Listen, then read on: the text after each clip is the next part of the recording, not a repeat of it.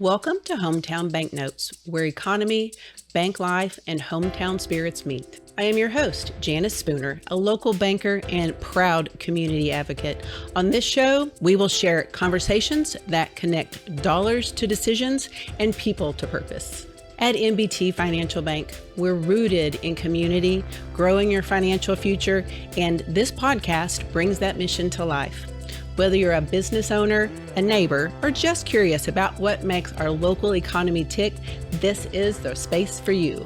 Remember, at NBT Financial Bank, we're more than just your bank, we're your partner in progress. Hello, everyone, and welcome to Hometown Banknotes, where we bring you the latest economic insights, community stories, and conversations shaping our region. I'm Janice Spooner, Regional President with NBT Financial Bank, and I'm so glad you're spending part of your day with us. Today, we're taking a close look at the national economy, the strength we continue to see here in North Texas, and what all that means for real estate, business growth, and our communities. Now, as we always do, let's get started with the economic overview. As of this recording, the Federal Reserve just concluded its April 28th and April 29th meeting and, as expected, appears to be holding rates steady. The federal funds target range remains between 3.5% and 3.75%, reinforcing the higher for longer environment many consumers and businesses continue to navigate. The labor market remains resilient with unemployment at 4.3% and non-farm payrolls increasing by 178,000 in March. Inflation continues to cool, though not yet fully to the Fed's 2% target. Mortgage rates remain elevated in the high to mid-6 range, higher than the ultra-low rates we saw a few years ago, but still reasonable when viewed through a longer historical lens. Another factor in the market is watching closely the geopolitical tension in the Middle East, particularly involving the Strait of Hormuz, which has added volatility to oil and gas prices and could create additional inflation pressure in the months ahead. Now, let's talk about housing. Housing continues to tell a fascinating story. Nationally, affordability pressures, elevated rates, and limited inventory continue to slow activity. Existing home sales remain challenged and inventory levels remain below what would be considered a balanced market.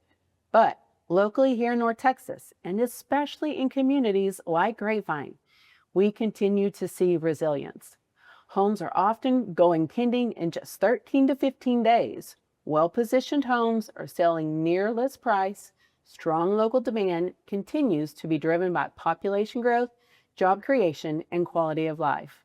Two different markets, but one clear takeaway: local fundamentals matter. Dallas-Fort Worth continues to rank among the fastest growing metro areas in the country. With unemployment around 4%, strong population migration, and more than 140,000 jobs added over the last year, North Texas remains a magnet for businesses and families alike. Corporate relocations, infrastructure investment, and our central location continue to drive growth and opportunity across the region. Dallas is not just growing in population, it's expanding its financial influence as well. Financial services firms continue moving to DFW as a hub. The momentum in employment and office demand is following. The rise of NASDAQ Texas and major financial expansion in Dallas continues, reinforcing the Metroplex as a national powerhouse. And to the north and west, Alliance continues to power logistics, advanced manufacturing, and industrial growth across the region. Alliance Texas now represents $142 billion cumulative economic impact across North Texas. The $761 million withdrawn AI investment reflects the role in advanced manufacturing. And more than 73,000 direct jobs continue to be supported by this industrial corridor. Now, let's get ready for this great conversation. And let's unpack what all of this means for office, industrial, retail, multifamily, and the future of commercial real estate in North Texas. Today, I'm joined by a great expert from CoStar, whom I have treasured their financial and business partnership. So, welcome to the show.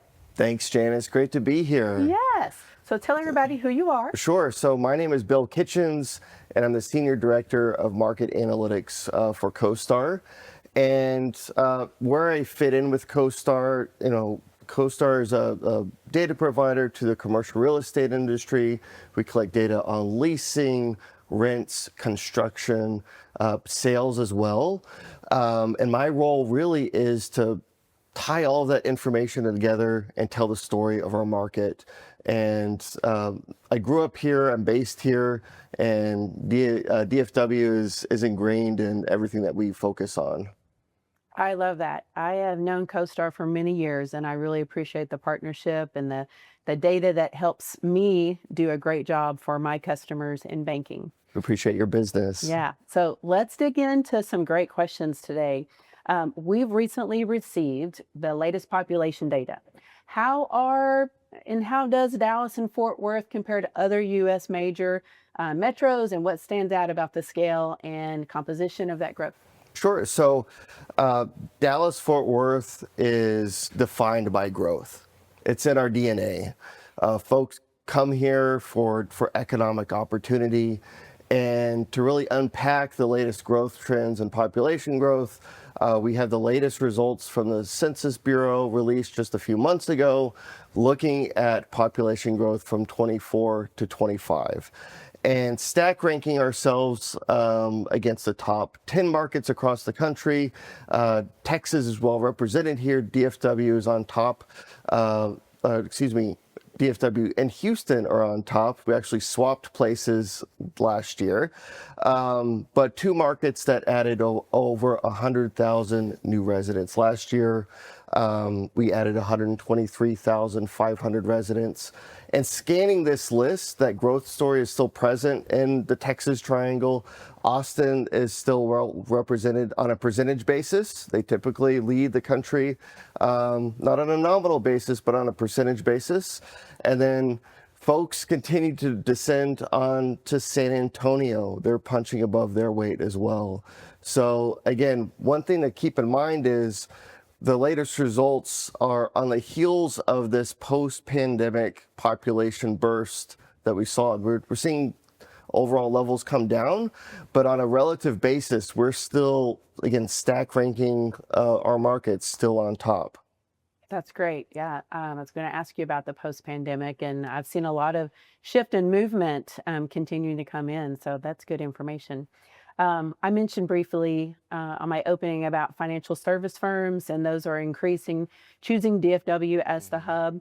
Truly, how should we think about that from an employment perspective and this momentum translating into office demand? Absolutely. So taking a step back, that population growth is a key ingredient and informs demand for commercial real estate across the board. And we're absolutely seeing it in office demand, which has been disrupted really for the past 6 years. And looking at the latest results in terms of office demand, and what we're looking at here is office demand as a share of inventory, just to normalize the size of our markets. And it's a mixed bag. Here in DFW, we're registering just above 0.6%.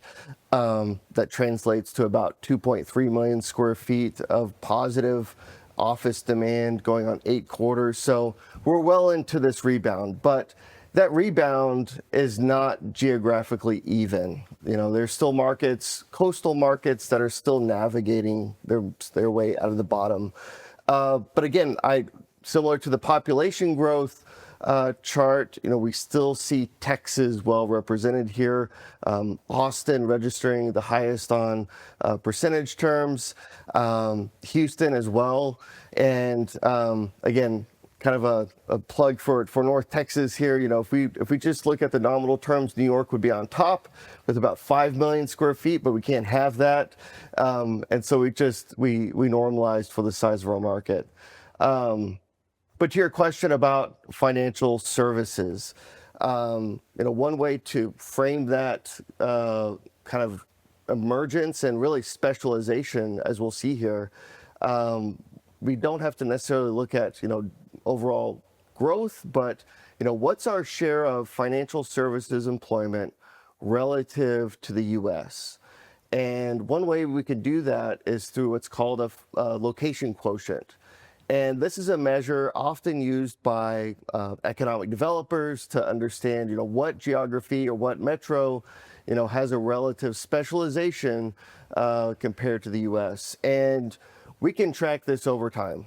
And what we see for DFW, over the past 20 years, anytime we see, these bars go above 1, we're more relatively specialized. And unique to financial services specifically, we're going from, say, 20% more specialized to over 50% more specialized. And so there's a clear path towards, merging as a financial employment hub from what our job base looks like. Not only that, but our professional business services, which is a catch-all for white-collar work, continues to grow. And what that leads into is the implications are, we're moving up the value chain in terms of the type of employment coming to North Texas, both in terms of quality, the incomes that it's bringing to North Texas as well. And we see that in the office, demand from a construction perspective, from a leasing perspective, and who's looking at North Texas. So there's been a lot of conversation, a lot of not only conversation but publications out there writing about Y'all Street, and looking at some of the players that are already making moves there. We don't have to go far to see Goldman Sachs's campus making progress there. Last year, Wells Fargo just completed their pair of buildings in Las Colinas. We know others are looking or circling around North Texas, like Morgan Stanley as well. There might be a few others out there as well. But it really, again, while we've seen population growth maybe slow, we're still that destination for economic opportunity. And that's, again, kind of a feather in our cap, so to speak, from an office demand perspective. Yeah, right. And I've seen historically, because I work in Northeast Tarrant County, those financial hubs are between Grapevine and Westlake and, That's right. and all of that area. So it's not all centered in Dallas, but I have followed Y'all Street. And that is just so fascinating to watch that develop here locally. And it's not only necessarily one firm. You have this agglomerative effect. Yeah. It just takes a handful of movers, and then other occupiers will follow on as well. But one thing that I also watch is retail.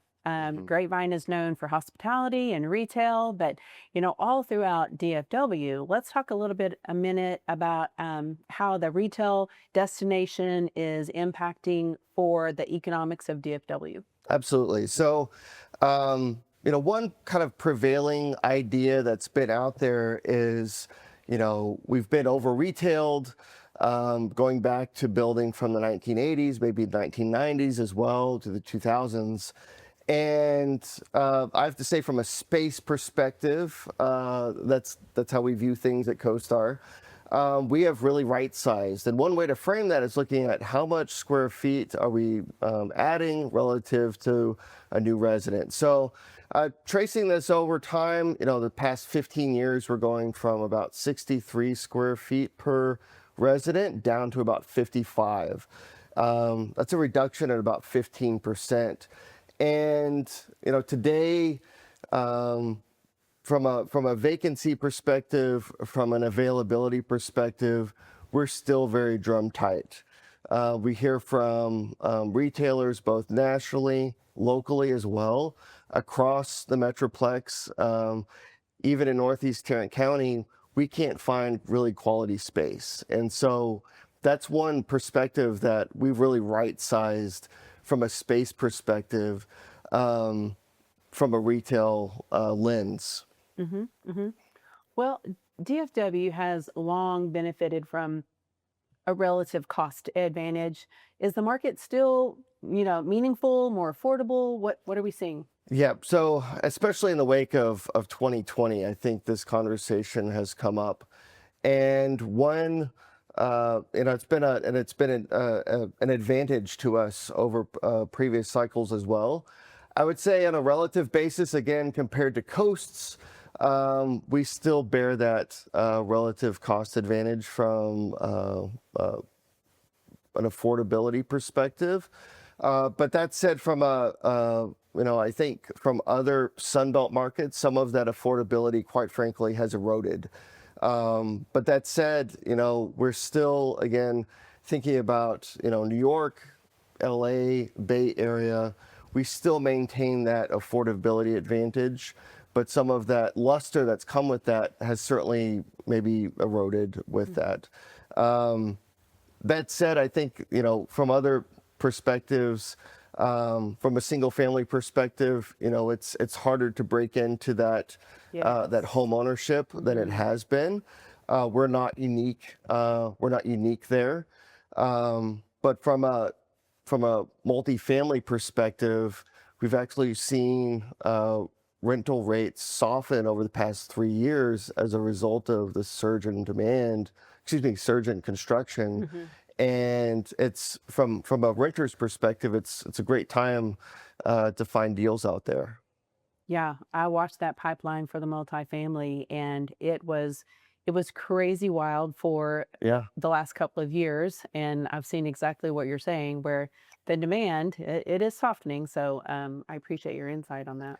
You're hard pressed to go anywhere in North Texas and not see a new apartment community. And again, we're a market that builds a lot to accommodate all the growth that we continue to see. And we can map this out by just looking at supply and demand, making a supply demand ratio.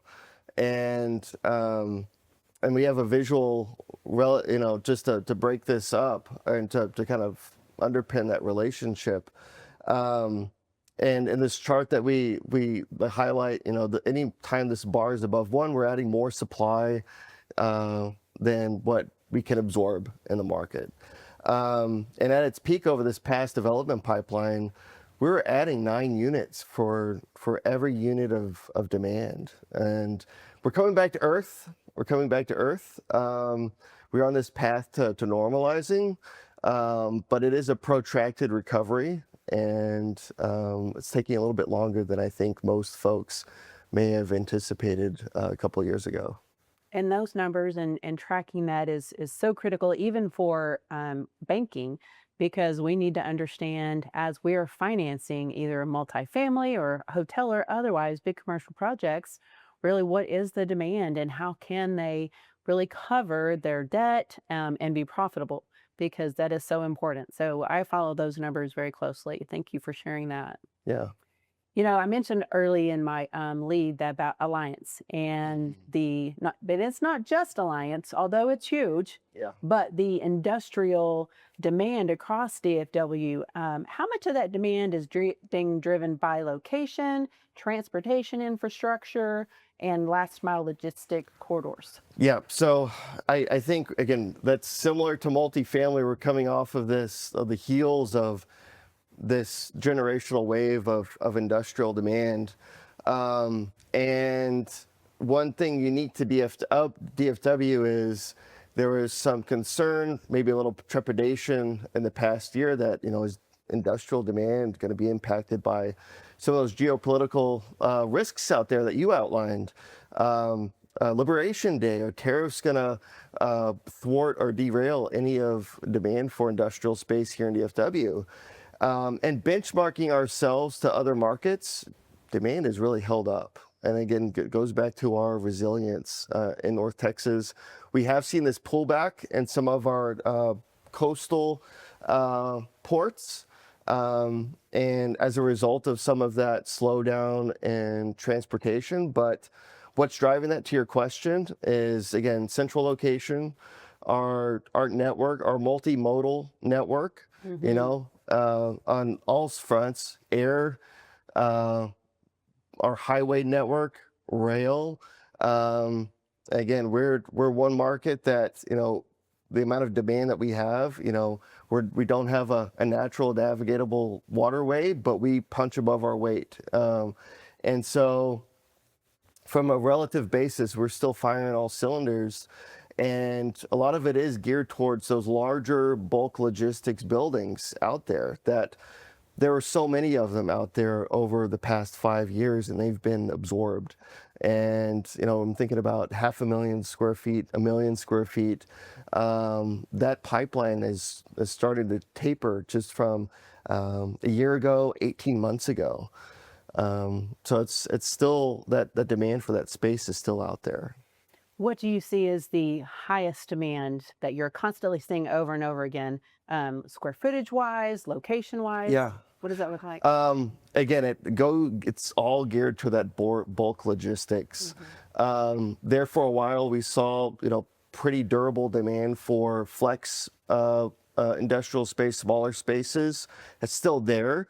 But what's really been driving the market over the past year are these buildings, 500,000 square feet or above, 1,000,000 square feet or above. And in terms of location too, you mentioned Alliance, that's really been an established hub, an established industrial hub, DFW Airport as well. But also tracing down to South Dallas, that's been a location where we've seen a saturation of 1,000,000 square footers as well. Maybe we're taking a breath down there in that part of DFW from the surge of development. But even in Kaufman County too, an emerging area for an industrial construction, but also an emerging area for new households as well. Well, talk to me, just layering in between Alliance, DFW, South Dallas, and Kaufman. Do you see any particular type of industrial focus in the areas, or is it still mixed? I would say it's still mixed, but again, larger construction still makes the most economic sense. And vacancy rates for those larger buildings is coming down from where it has been over the previous cycle. So still a very strong appetite for that type of industrial product. Right, right. Well, when we look at DFW's momentum and across population, jobs, and real estate, what's the one assumption the market may be getting wrong about what comes next? Yeah, I think so. We did highlight on the affordability piece. I think we need to maintain focus there. It's been a competitive edge for us over previous cycles, and we're not unique in having some affordability concerns, because we still want to be a welcoming place for all folks. It's part of our secret sauce here in North Texas. The other piece too, and this goes back to how we've grown over this past cycle. We're still growing, but we're pushing ourselves out. And how are we thinking about the land that we use? Do we need to use land in a different way? Do we need to embrace density? Where otherwise over previous cycles, we've just been able to push ourselves further out.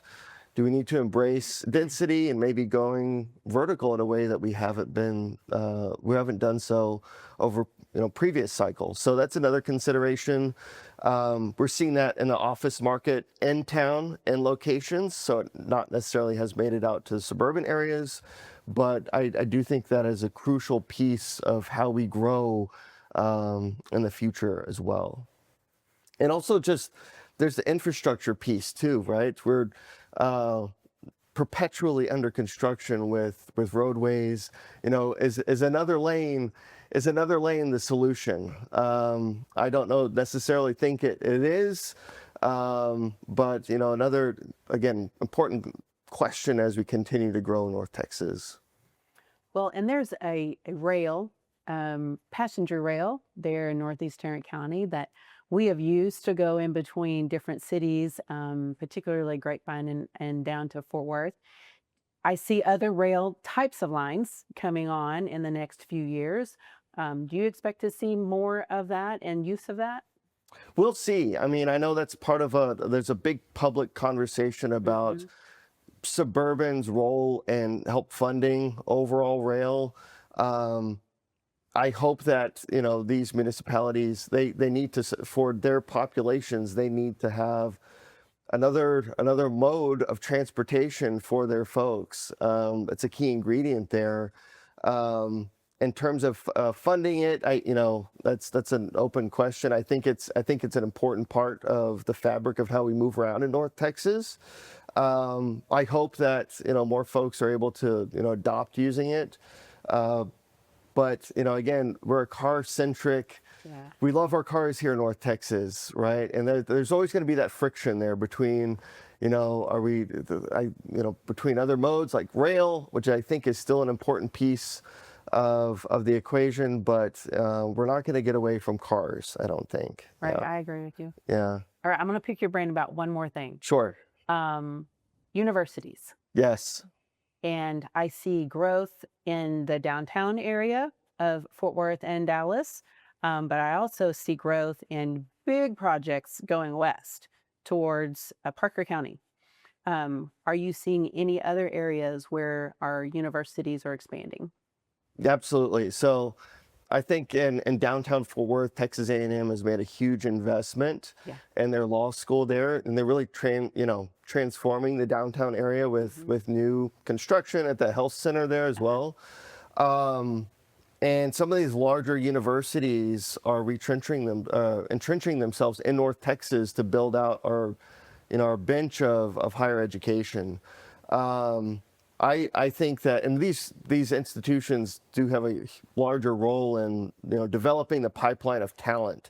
When we go back to that argument about firms looking here, they are sourcing their talent from the universities here in North Texas, not only elsewhere, but here locally as well. And I'm thinking about SMU, UT Arlington, my alum, UT Dallas, which has grown, precipitously over the past several decades. They absolutely have a role in developing and kind of, again, serving as that primary source of talent to really, again, support this growth engine that we're talking about in North Texas. I couldn't agree more. We at NBT Financial Bank also take from Texas Wesleyan and other local schools for our infill and our internships, and really, banking is challenging in itself, and we want to really reach out to those young people that you can have a great career in banking, as so many of us have experienced. So I see a lot of that opportunity. Yeah, it's not only the academic side; it's how we get the private sector involved as well. Yeah. To what's my path here professionally, and how can I grow a career from this, going from an academic setting to a professional setting. I love building young people and setting them up to succeed. Well, thank you for joining us today. I really appreciate this insight. I have been looking forward to this conversation in particular. So tell everybody how to find you, CoStar, and what you can do for them. Absolutely. So I can be found, you can contact me through my email. That is bkitchens@costar.com. And happy to be a resource, happy to talk all things North Texas. Thank you, Bill. I appreciate it. Thanks, Janice. Well, as we always do, we love to celebrate local, and we want to take a moment to recognize this month's GCISD Grapevine High School Mustang of the Month, Maddox Mayer. Congratulations on this well-deserved recognition. And here at NBT Financial Bank, we're excited to share progress on our new Grapevine branch. The foundation is in, we're going vertical. We are so excited. We'll be open later this year, but don't forget we already are in Grapevine. We have offices and we're there all the time. We're incredibly also honored and grateful to the readers of South Lake Style for voting NBT Financial Bank the best bank in that category. Recognition like that means so much because it reflects the trust of the communities that we are proud to serve. And speaking of community, Grapevine's Main Street Fest is coming up in May and promises to be another incredible event for our city. So make sure you reach out to the city because we need volunteers. And before we wrap up today, I want to share one quick community reminder.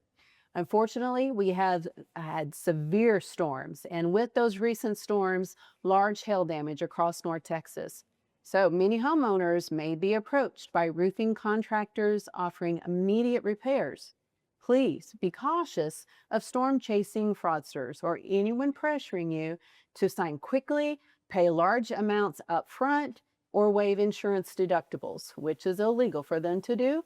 But always very local references, quick check of your insurance company and their credentials, and work directly with your insurance provider before signing any agreement. At NBT Financial Bank, we care about protecting not just your finances, but your home and your peace of mind. So stay safe out there and protect and make sure you check on your neighbors. Well, thank you for spending part of your day with us on Hometown Banknotes. Until next time, stay well, stay informed, and stay connected to your community. Thanks for joining us on Hometown Banknotes. If you liked today's episode, be sure to follow, share, and like, and show someone how to make a difference in their life by understanding what's going on in the economy, their life, and in their community.